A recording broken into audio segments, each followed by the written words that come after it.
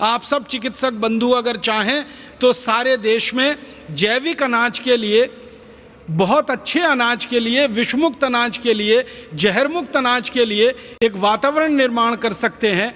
आप इस देश में एक डिमांड खड़ी कर सकते हैं और उस डिमांड को भरने के लिए फिर किसानों को मजबूर होकर गाय के गोबर से, भैंस के गोबर से, बैल के गोबर से विषमुक्त खेती करनी पड़ेगी, जहर मुक्त खेती करनी पड़ेगी। फिर उनका बिकना शुरू होगा, फिर धीरे धीरे इन कंपनियों के बाजार खत्म होंगे और इनका जो षड्यंत्र और साजिश चल रहा है भारत में, ये पूरी तरह से हम नाकामयाब बना पाएंगे और इसको ख़त्म कर पाएंगे। यही एक रास्ता है, दूसरा कोई रास्ता नहीं। और आपसे इस रास्ते पर चलने की अपेक्षा इसलिए की जाती है कि आप इसको अच्छे से समझ सकते हैं और किसी को समझा सकते हैं। हमारे देश में डॉक्टर की कही हुई बात और एक साधारण व्यक्ति की कही हुई बात में ज़मीन आसमान का अंतर होता है। जब कोई मरीज किसी डॉक्टर के मुंह से कुछ सुन लेता है तो वो कहता है ये डॉक्टर ने कहा है, और उसके लिए डॉक्टर भगवान का प्रतिरूप है, वो इससे कम पर बात नहीं करता है। मैंने देखा है बहुत सारे मरीजों को, वो आपका प्रिस्क्रिप्शन लिखा हुआ स्लिप लेके किसी दुकान पर जाते हैं, केमिस्ट के पास, और मैंने देखा वो झगड़ा करते हैं केमिस्ट से। झगड़ा किस बात का होता है? केमिस्ट कहता है कि डॉक्टर साहब ने ये जो दवा लिखी है ये तो है नहीं मेरे पास, ऐसी ही बहुत अच्छी दूसरी दवा है। वो झगड़ा करता है, नहीं नहीं मुझे वो नहीं चाहिए, यही चाहिए जो डॉक्टर ने लिखी है। और वो समझाते समझाते केमिस्ट परेशान होता है कि भैया एक ही दवा के ये दो नाम हैं। वो मानता ही नहीं है, डॉक्टर ने लिखी है इसलिए मुझे तो यही चाहिए, क्योंकि उसका भरोसा है आप पर, क्योंकि विश्वास है आप पर।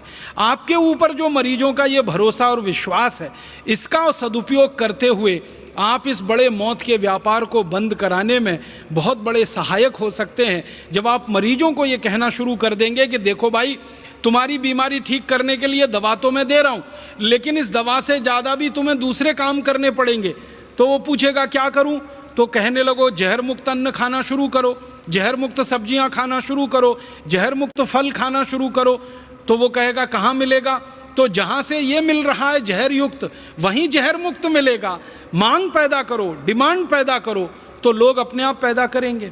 तो पहले कम पैदा होगा, शायद ज़्यादा कीमत में बिकेगा, फिर ज़्यादा पैदा होने लगेगा, कीमतें कम होती जाएंगी और एक सामान्य रूप से पूरे भारत के लोगों को विषमुक्त अनाज, विषमुक्त भोजन, विषमुक्त सब्जियां और विषमुक्त फल उपलब्ध हो जाएं। एक तरफ इन कंपनियों का बाजार भी खत्म हो जाएगा, उनकी ताकत भी कमज़ोर हो जाएगी, और दूसरी तरफ हमारे लोगों को कैंसर जैसी गंभीर बीमारियों से बचने का रास्ता भी खुल जाएगा।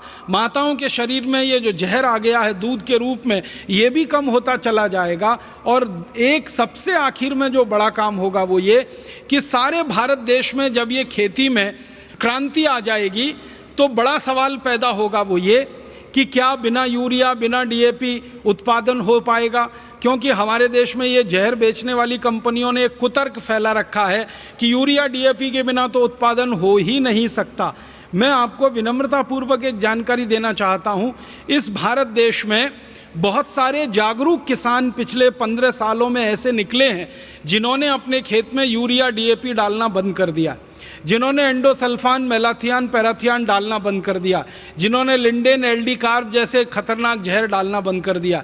ऐसे हज़ारों किसान हैं और उनकी करीब 20 लाख एकड़ ज़मीन पर बिना यूरिया, बिना डीएपी अनाज पैदा हो रहा है, बिना किसी जहर के, बिना किसी कीटनाशक और जंतुनाशक के सब्जियां पैदा हो रही हैं, फल पैदा हो रहे हैं। 20 लाख एकड़ में खेती भारत में हो रही है।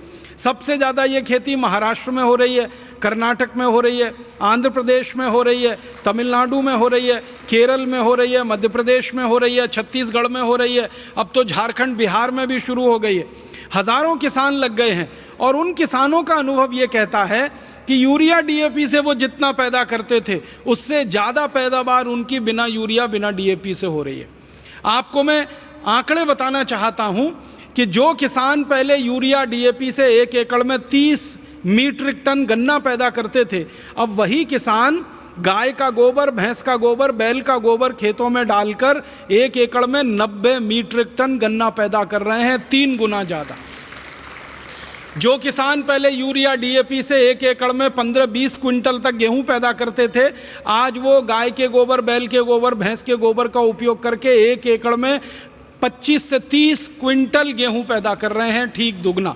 जो किसान पहले 2 से ढाई क्विंटल कपास पैदा करते थे 1 एकड़ में यूरिया डीएपी से, आज वो 7 क्विंटल कपास पैदा कर रहे हैं बिना यूरिया बिना डीएपी के। गेहूं ज़्यादा हो रहा है, धान ज़्यादा हो रहा है, गन्ना ज़्यादा हो रहा है, सब्जियां भरपूर हो रही हैं, फल भरपूर हो रहे हैं। तो ये सबसे बड़ा झूठ है जो पिछले 40-45 साल इस देश में फैलाया गया कि उत्पादन सिर्फ यूरिया डीएपी से ही बढ़ सकता है। उत्पादन बिना यूरिया बिना डीएपी के भी बढ़ता है। और दुनिया में जब ये कीटनाशक और जहर नहीं बनाया जाता था, दूसरे विश्व युद्ध के पहले तक कभी भी दुनिया में ये जहर बना नहीं और कहीं डाला नहीं गया। ये तो सेकेंड वर्ल्ड वॉर में हुआ कि ये जहर का उत्पादन शुरू हुआ, क्योंकि 1945 में जब दूसरा विश्व युद्ध ख़त्म हो गया तो यूरोप की बहुत सारी कंपनियों के सामने ये संकट खड़ा हो गया कि वो बनाएं क्या, क्योंकि उन कंपनियों में जहरीले रासायनिक हथियार बनाए जाते थे और वो हथियार विश्व युद्ध में इस्तेमाल होते थे। तो जब तक विश्व युद्ध चला तब तक हथियार बिकते रहे। जब विश्व युद्ध खत्म हो गया तो हथियार बेचने का रास्ता बंद हो गया। तो हज़ारों यूरोप की और अमेरिका की कंपनियों के सामने संकट खड़ा हो गया कि वो उत्पादन क्या करें। तो फिर उन कंपनियों ने रास्ता निकाला कि जिन कारखानों में हथियारों का उत्पादन होता है उन्हीं कारखानों में जहरीले रासायनिक चीज़ों का उत्पादन करके urea DAP LD carb lindane के नाम पर दुनिया भर में बेचा जाए। आप सभी जानते हैं, विज्ञान आपने पढ़ा है, रसायन शास्त्र के बारे में थोड़ा तो आप सभी जानते हैं। वो ये कि जिन रसायनों से रासायनिक हथियार बनते हैं युद्ध लड़ने के लिए, उन्हीं रसायनों से यूरिया डीएपी बनता है खेतों को बर्बाद करने के लिए। जिन रसायनों से रासायनिक जहरीले हथियार बनते हैं केमिकल गैसेस के नाम पर, केमिकल बॉम्ब के नाम पर, उन्हीं जहरीले रसायनों से ये लिंडेन एलडी कार्ब जैसे जहर, एंडोसल्फान जैसे जहर बनते हैं जो खेतों में डाले जाते हैं। माने मूल रसायन एक ही है, जिससे आप रासायनिक हथियार बना लो और युद्ध में इस्तेमाल कर लो, या जिससे यूरिया डीएपी और पेस्टिसाइड इंसेक्टिसाइड बना लो और खेतों में इस्तेमाल कर लो। तो मूल रसायन बनाने वाली यूरोप और अमेरिका की जो कंपनियां थी, उनका ये षड्यंत्र था कि सेकेंड वर्ल्ड वॉर ख़त्म हो गया 1945 में, तो उन कंपनियों को क्या करना। तो उन्होंने कहा कि चलो अब ये काम करना। तो किसानों के माध्यम से उन्होंने इस काम को आगे बढ़ाया और सबको मूर्ख बनाकर और झूठ बोलकर सारी दुनिया में ये मौत का व्यापार फैलाया।